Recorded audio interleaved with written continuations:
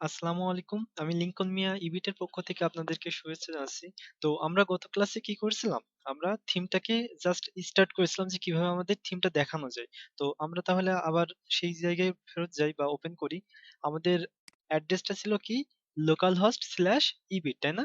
হ্যাঁ, localhost/ebit এই জায়গায় আমরা মূলত ওয়ার্ডপ্রেসটা সেট আপ দিয়েছিলাম এবং এটা আমাদের কি গত ক্লাস পর্যন্ত এইটুকু দেখেছিলাম। তো আমরা এই ডাইরেক্টরিটা ওপেন করি। কোথায় এটা আছে, তাই না? তো আমাদের কোথায় আছে সি ড্রাইভের মধ্যে জ্যাম এবং তারপর কি এইচটি ডক্স এবং তারপর আমাদের যে ফোল্ডারটার নাম ইবিট। ওকে, তো তাহলে ইবিটের এইটা হলো আমাদের মেন ওয়ার্ডপ্রেস এর ফাইলগুলো, তার মধ্যে ডব্লিউপি কন্টেন্ট এবং তার মধ্যে কি আছে থিমস ফোল্ডার, এইখানেই মূলত আমাদের প্রত্যেকটা থিম থাকবে। তো আমরা গত ক্লাসে কি থিমটা তৈরি করেছিলাম, ইবিট থিম এইটা। ওকে, তো এটা আমরা ওয়ার্ডপ্রেস এর অ্যাডমিন প্যানেলে যাই, /wp admin এবং লগ ইন করে নেই আমাদের যেই ইনফরমেশন ছিল।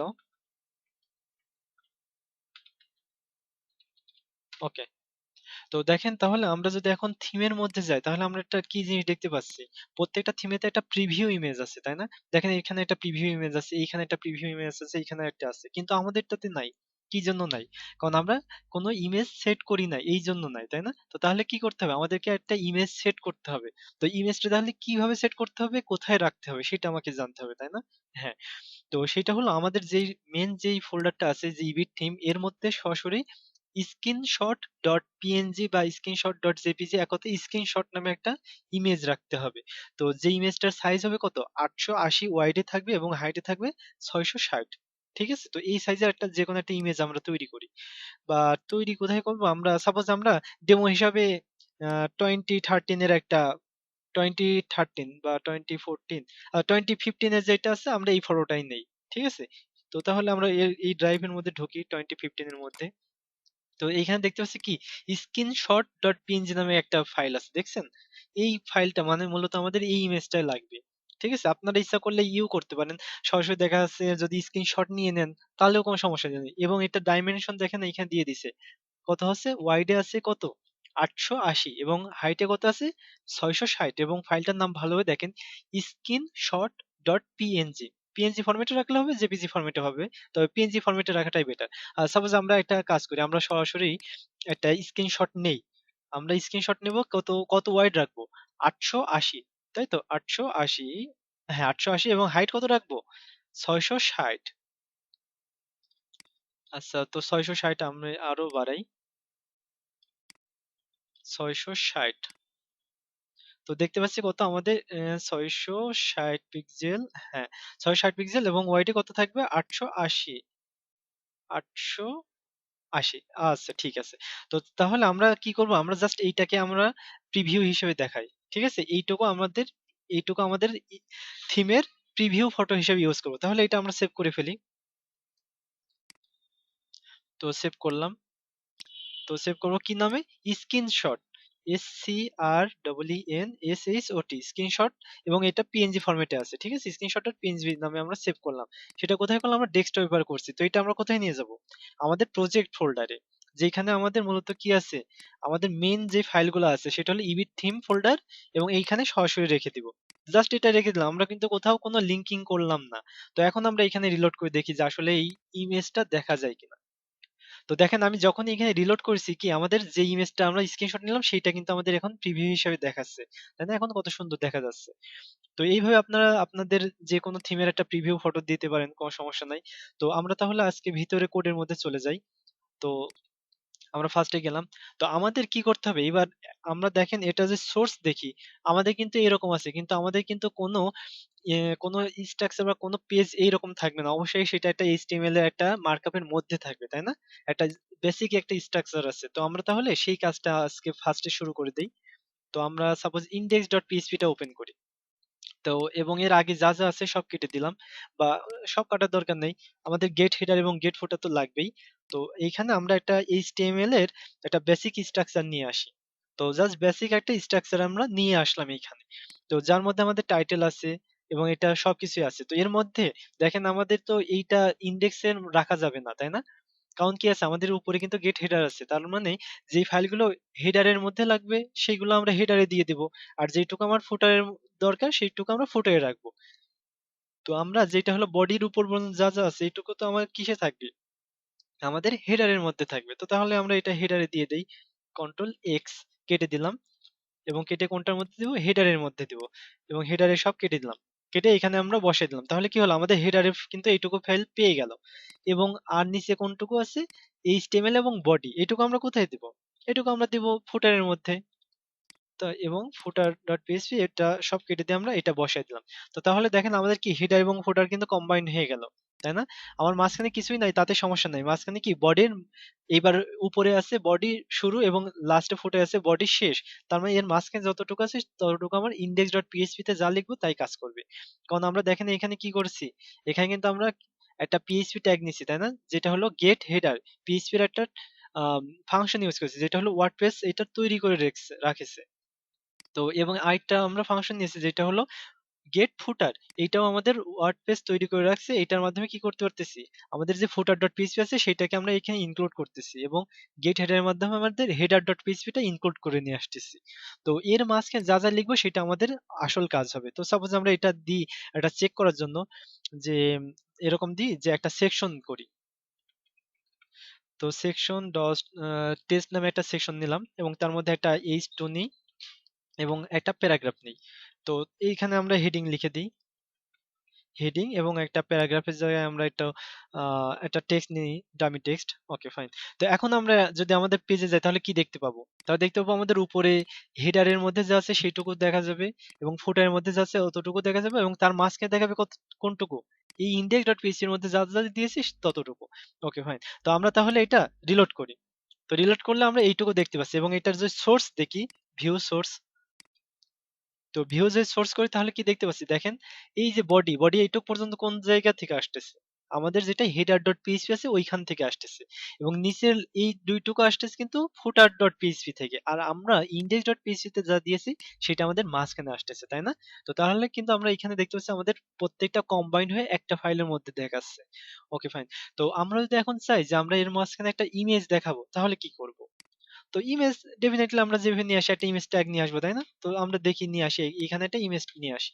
তো ইমেজটা কি করবো, আমরা ইমেজ একটা ট্যাগ ইউজ করলাম, এবং এর মধ্যে একটা, সাপোজ আমি নেট থেকে একটা নিয়ে আসি, একটা dummy text, dummy photo.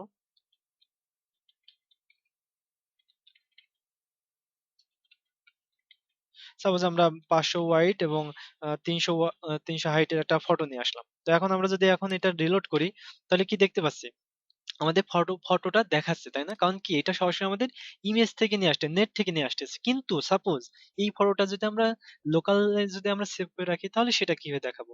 Suppose আমরা আমাদের প্রজেক্ট ফোল্ডারে একটা ইমেজের জন্য একটা ফোল্ডার করলাম, আইএমজি ফোল্ডার, ঠিক আছে? এবং এই ফোল্ডারের মধ্যে কি করব, আমরা এই ইমেজটা সেভ করব, ঠিক আছে? তো এই ইমেজটা কি করলাম, আমরা এখানে সেভ করলাম। তো আমরা এই যে নামটা চেঞ্জ করে দেই, সাপোজ photo.png, ঠিক আছে? তো এটা ওপেন করলে হ্যাঁ ওপেন হচ্ছে। তো তাহলে এটা যদি আমরা নিয়ে আসতে চাই তাহলে কি করব, index.php তে যেহেতু আছে তাহলে কি করব, ইমেজের মধ্যে img ফোল্ডারটার নাম দেব স্ল্যাশ আমাদের যে ফাইলটা আছে সেটার নাম দিব। তো তার মানে এটা কেটে দিতে পারি এখন আমরা, এবং কেটে কি করব, এখানে img ফোল্ডারটা দিলাম, এবং তারপর কি photo.png দিলাম। তো তাহলে তো হিসাবে আসার কথা, তাই না? তো দেখি আমাদের আসলে আসে কিনা, দেখি টেস্ট করে দেখি। কিন্তু রিলোড করে দেখতে পাচ্ছি যে কি আমাদের দেখাচ্ছে না, কারণটা কি? তো কারণটা যদি জানতে হয় তাহলে আমাদের এখন সোর্স করে দেখতে হবে যে আসলে ওইটা কি, এক্সাক্ট কি দেখাচ্ছে। তো ভিউ সোর্স করি। তো দেখেন কি আছে আমাদের, আইএমজি এসআরসি তে এইরকম আছে। তো এটাতে আমরা ক্লিক করি তাহলে বুঝতে পারবো যে আমাদের মেন আসলে লোকেশনটা কি দেখাচ্ছে। লোকেশনটা দেখাচ্ছে কি, localhost slash ebit slash IMG. কিন্তু এই যে এখানে একটা প্রবলেম দেখেন, আমাদের কিন্তু মূলত এটা কিন্তু মেন এক্সাক্ট কিন্তু ইউআরএল না। কারণ আমাদের এই যে ইবিট ফোল্ডার এবং এই আইএমজি ফোল্ডার তার মাঝখানে আরো অনেকগুলো ফোল্ডার আছে। যেমন আছে কি ডাব্লিউপি কন্টেন্ট আছে, তারপর থিমস নামে একটা ফোল্ডার আছে, এবং আমাদের যে থিমের যে নামটা সেই নামে ৩টা মোটের উপর কিন্তু আমাদের অলরেডি ফাইল আছে, ফোল্ডার আছে, যেগুলা কি আমাদের কি করতে এটা স্কিপ করে চলে যাচ্ছে। তো তার মানে কি আমাদেরকে চিনাই দিতে হবে যে আমাদের এই ফোল্ডারের মধ্যেই আছে। তো এইটা চেনাই দিতে গেলে আমাদের যে কাজটা করতে হবে, আমাদের কি করতে হবে, ওয়ার্ডপ্রেস এর একটা ফাংশন ইউজ করতে হবে যেটা হলো গেট টেমপ্লেট ডাইরেক্টরি ইউআরআই। এটার মাধ্যমে কি করতে পারবো আমরা, এক্সাক্ট আমাদের যেই থিম, যে থিমের ফোল্ডার, ওই ফোল্ডার পর্যন্ত ও একটা লোকেশন দিয়ে দিবে। তো তাহলে আমরা কি করব, এখানে আমরা একটা পিএইচপি ট্যাগ ওপেন করি, তো পিএইচপি ট্যাগ ওপেন করলাম এবং এর মধ্যে কি লিখবো, একটা ফাংশন ইউজ করব যেটা হলো get template directory URI, get underscore template template directory, তারপর আন্ডারস্কোর ইউআরআই। তো তাহলে দেখেন, এবং ফাংশনের জন্য আমরা কি করলাম, একটা প্যারেনথেসিস দিলাম। তো তাহলে দেখেন কি করলাম, গেট টেমপ্লেট ডাইরেক্টরি ইউআরআই, এটুকের মাধ্যমে কি করতে পারতেছি, আমাদের যে অরিজিনাল যে আমাদের সাইটের বা আমাদের থিমের যে ফোল্ডারটা সেইটার একটা লোকেশন নিয়ে আসতেছি। এবং এটা কি করতে হবে, যেহেতু আমরা দেখাতে চাই সেহেতু অবশ্যই একো করতে হবে। তো তাহলে আমরা এইটুকু করলাম। তার মানে কি, এইটুকু যদি আমরা সরাসরি এইখানে না দিয়ে একটা কাজ করি, এটা আমরা বাইরে রাখি, তাহলে আপনারা আসলে বুঝতে পারবেন যে জিনিসটা মূলত কি দেখায়। আমরা বাইরে রাখলাম, ইমেজের নিচে দেখাচ্ছি। তো এইটুকু যদি দিই তাহলে আমরা এখন সেভ করি এবং এটা কি করব, এখন রিলোড করব। সরি। হ্যাঁ, তো তাহলে দেখতে পাচ্ছি কি, আমাদের দেখেন এই যে পরে আমরা জাস্ট এটা কি করছি, এটা কিন্তু একো করে নিয়ে আসছি গেট টেমপ্লেট ডাইরেক্টরি, এটার জন্য পাচ্ছি যে local host slash ebit slash, এই দেখেন ডাব্লিউপি কন্টেন্ট থিম এবং ইবিট থিম, আমাদের এক্সাক্ট যে থিম ফোল্ডার ওই পর্যন্ত কিন্তু দেখাচ্ছে। তাহলে কি করতে হবে, এরপর এখন স্লাইডে আমাদের যে যতটুকু আছে ততটুকু দিলে হয়ে যাবে। তার মানে আমরা এটা কি করতে পারি, এখন এইটুকু যদি আমরা সরাসরি এই এসআরসির মধ্যে দিয়ে দেই, তার মানে কি হচ্ছে, আমাদের এই ফোল্ডারটা পর্যন্ত চলে আসতেছে। তারপর কি হবে, জাস্ট একটা স্ল্যাশ দিব, স্ল্যাশ দিয়ে এবার আমরা বাকিটুকু যতটুকু আছে, তাহলে আমাদের মেন এক্সাক্ট যে ফাইল পর্যন্ত কিন্তু পৌঁছাতে পারতেছি। তো এটা আমরা এখন সেভ করলাম এবং কি করব, এখন এইবার রিলোড করব। তো দেখেন এইবার কিন্তু আমাদের ফটো দেখাচ্ছে। তো এই ফটোটা কি জন্য দেখাচ্ছে, এখন আমরা আবার ভিউ সোর্স করি। দেখেন এই যে আমাদের এখন লোকেশনটা কিন্তু ঠিক আছে, তাই না? এই যে ইবিট এর পরে ডাব্লিউপি কন্টেন্ট, তারপর থিমস, তারপর ইবিট থিম, তারপর আইএমজি এবং তারপর আমাদের যে ফটোটার নাম সেইটা। তো তার মানে আমরা বুঝতে পারলাম, যদি আমরা ওয়ার্ডপ্রেসে ডাইনামিক ভাবে আমাদের থিমের ফোল্ডারটা পেতে চাই, তাহলে আমাদেরকে একটা ফাংশন ইউজ করতে হবে, যে ফাংশনটার নাম গেট টেমপ্লেট ডাইরেক্টরি ইউআরআই। ঠিক আছে, এটা যদি আমরা ইকো করে দিই তাহলে আমাদের থিমের এক্সাক্ট যেই লোকেশনটা সেটা আমরা পেয়ে যাব। তারপর আমরা ওইটাকে যে কোনো কাজে লাগাতে পারতেছি। ওকে, ফাইন। তো তাহলে আমরা এখন দেখব যে দেখেন এইখানে আমাদের টাইটেল আছে, তাই না? তো টাইটেলটা মূলত কিভাবে আসবে, টাইটেলটা কিন্তু আমাদের ডাইনামিক ভাবে আনতে হবে, কারণ বিভিন্ন ফোল্ডারে বা বিভিন্ন পেজে যখন যাব তখন কিন্তু এক একটা পেজের এক এক রকম নাম থাকবে। তার মানে কি, আমাদের এটা অবশ্যই ডাইনামিক ভাবে আনতে হবে।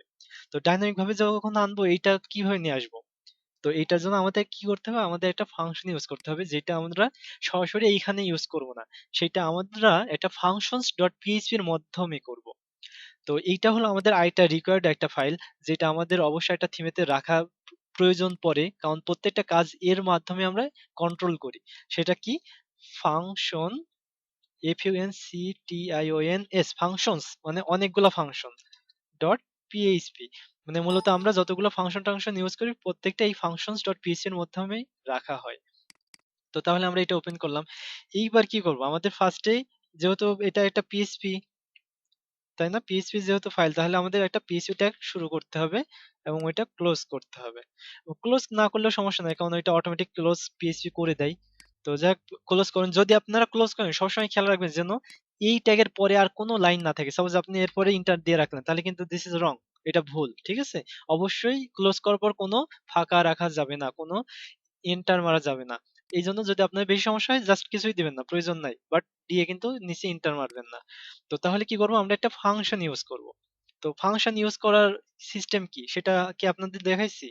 তো যদি নাও দেখে থেকে এখন দেখে নেন, একটা ফাংশন লেখার নিয়ম, ফার্স্টে কি করতে হবে, ফাংশন লিখতে হবে, FUNCTION, ফাংশন।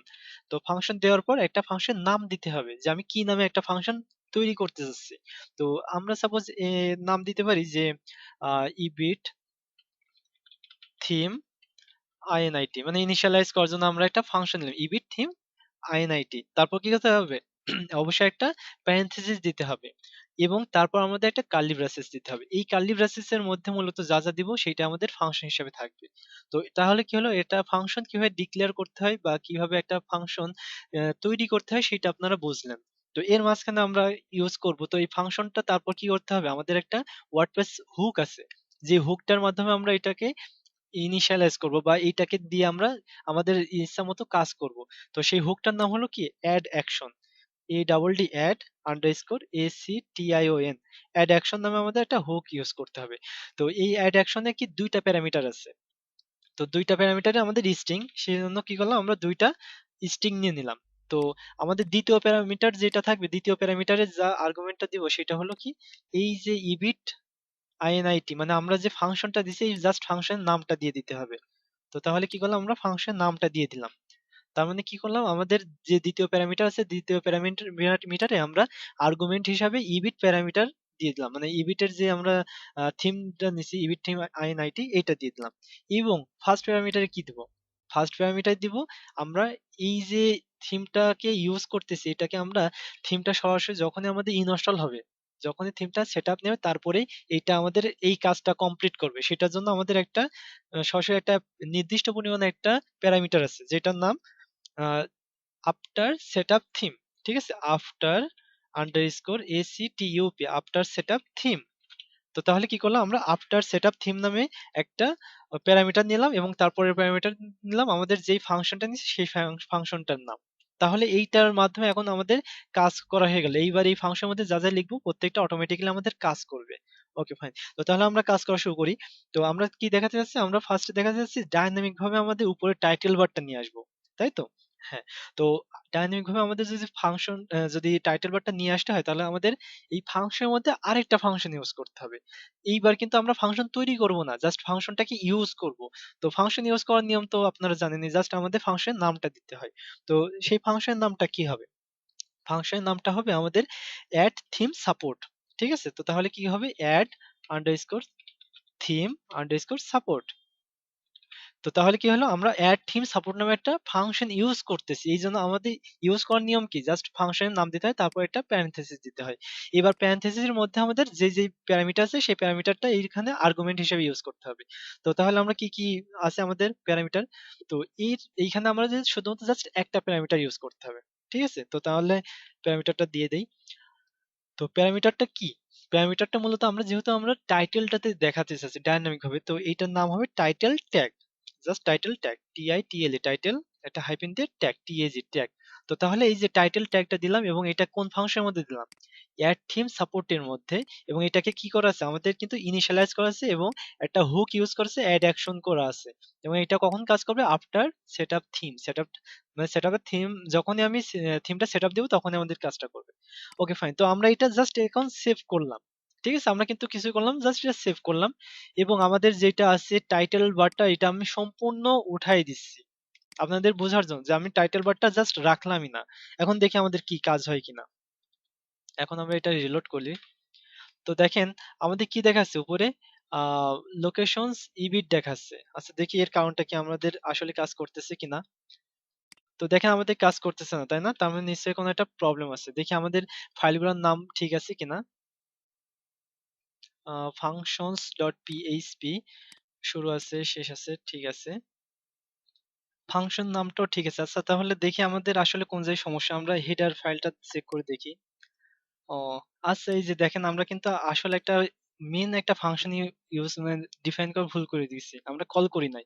যেটা হলো অবশ্যই আমাদের এই হেড, যেখানে হেড ট্যাগটা ক্লোজ হয়েছে তার আগে আমাদেরকে একটা ফাংশন ইউজ করতে হবে, যেই ফাংশনটার নাম wp হেড। এটা যদি না ইউজ করা হয় তাহলে আমাদের অটোমেটিক্যালি কি পিএইচপি এর যে হেড এর মধ্যে আছে, হেডের মধ্যে যতগুলো স্ক্রিপ্ট আছে সেগুলো অটোমেটিক্যালি আসবে না।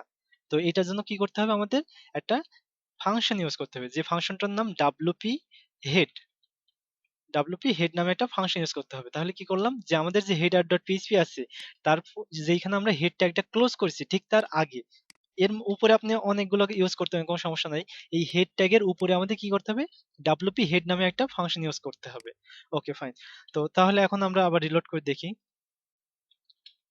তো রিলোড করলে দেখতে পাচ্ছি যে আমাদের অনেক স্ক্রিপ্ট চলে আসছে, দেখছেন অটোমেটিক্যালি কিন্তু চলে আসছে এবং এর মধ্যে টাইটেলটাও আসছে, তার মানে আমাদের অবশ্যই কাজ করবে। তো এন্টার দেই। তো দেখেন এই যে এবার কিন্তু আমাদের ইচ্ছামতো যেই টাইটেল এটা ডাইনামিক ভাবে আসতেছে। তো আজকের টিউটোরিয়াল এইখানেই শেষ, আমরা পরবর্তীতে লিসেনে দেখবো আরো পরবর্তীতে অনেক কিভাবে কাজ করা যায় বাকি কাজগুলো। তো আল্লাহ হাফেজ।